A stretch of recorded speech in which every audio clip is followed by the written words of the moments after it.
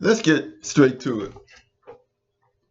I listened to Trump last night, and listening to him, you would think that Iran was devastated, that lights were out, you had radiation leakages, and all kinds of things.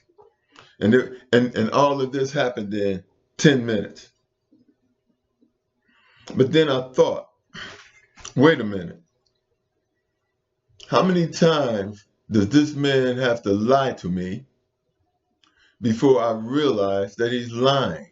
No matter what he says, it's a lie. He never tells the truth.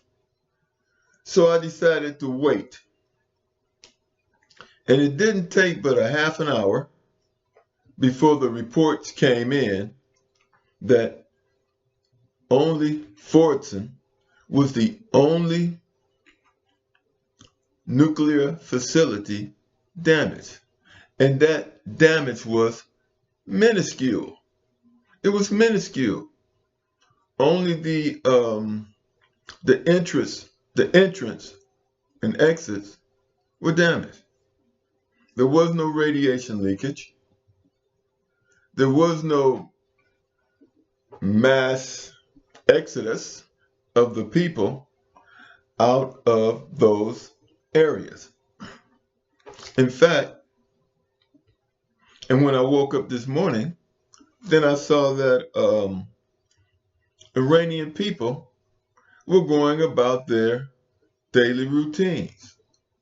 They were going to work, going shopping, visiting neighbors, going to picnics, going to amusement parks, as if nothing happened whatsoever. However, a half an hour after this devastating attack that Trump brags about, Iran hit Israel with cluster bombs. Iran hit Israel's occupied territories by settlers. Iran hit them with cluster bombs. So, let's ask ourselves, what did Donald Trump accomplish? Well, the only thing he accomplished is putting the United States into a war that we have nothing to gain.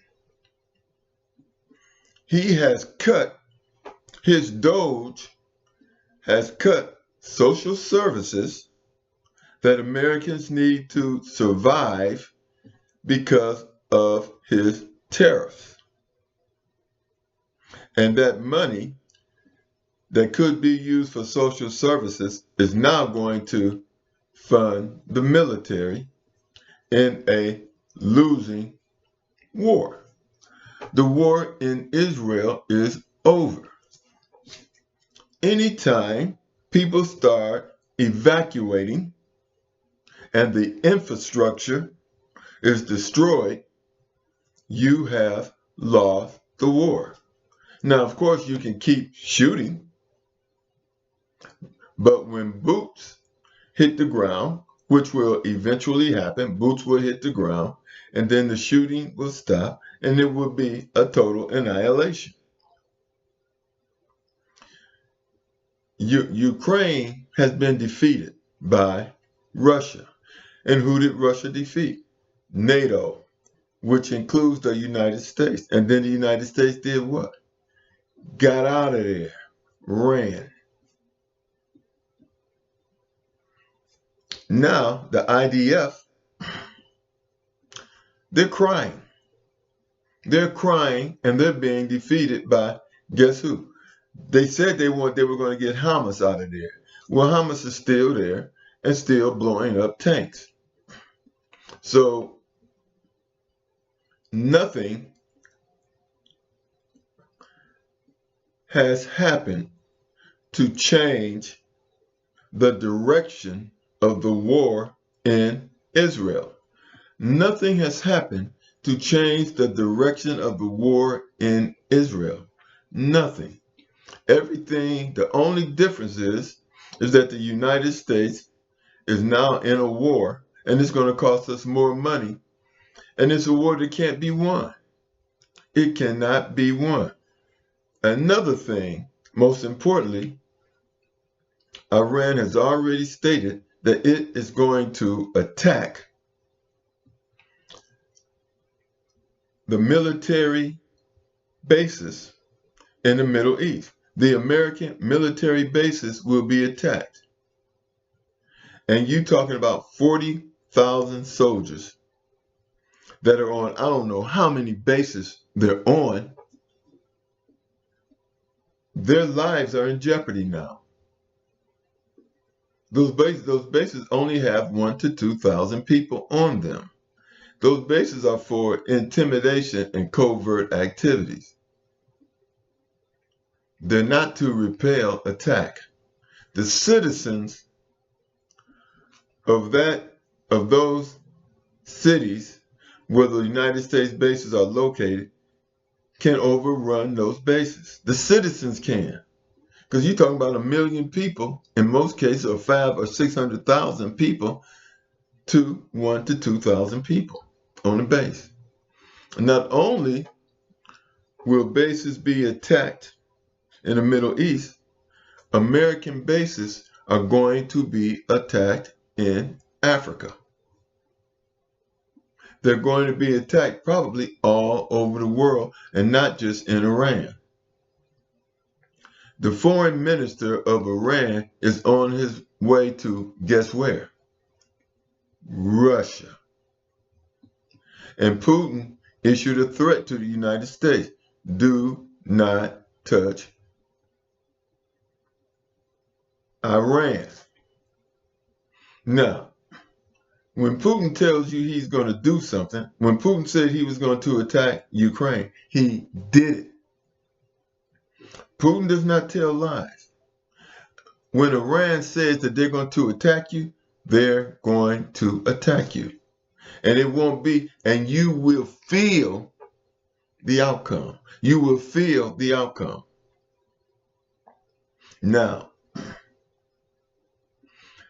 as I said in earlier video,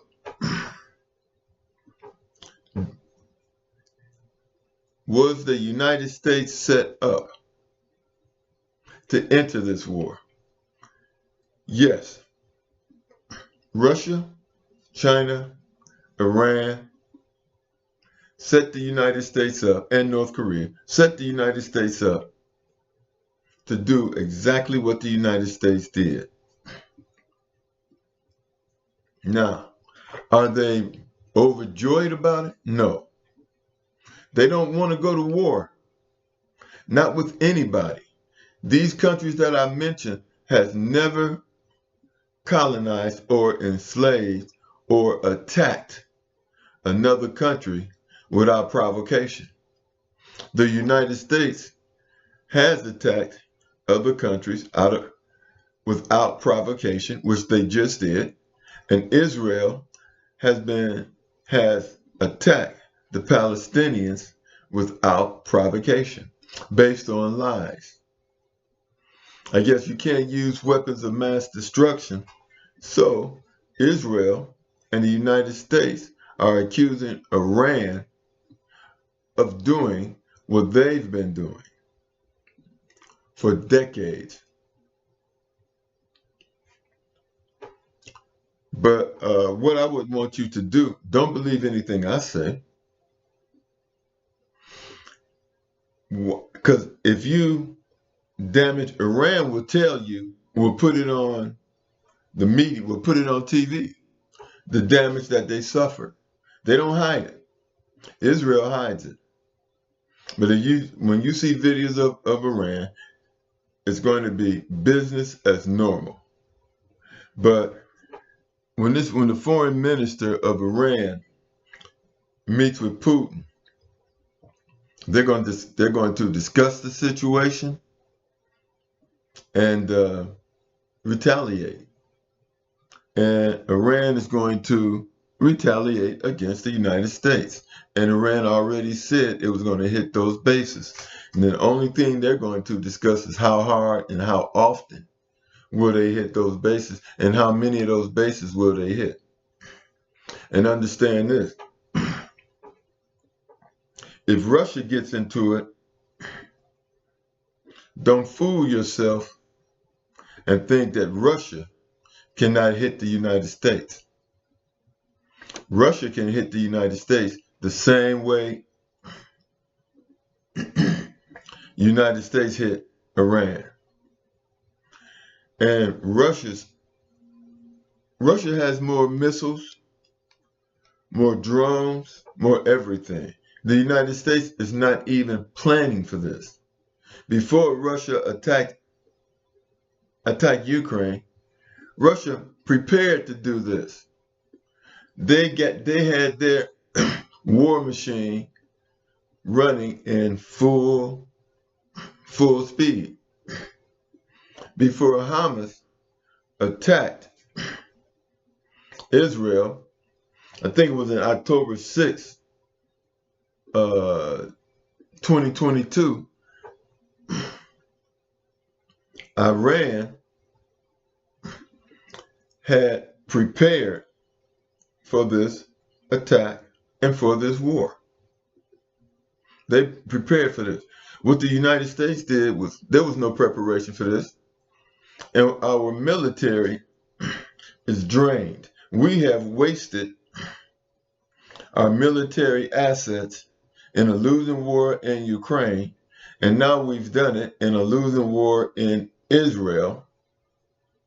And now we are a sitting duck because we do not have the missiles.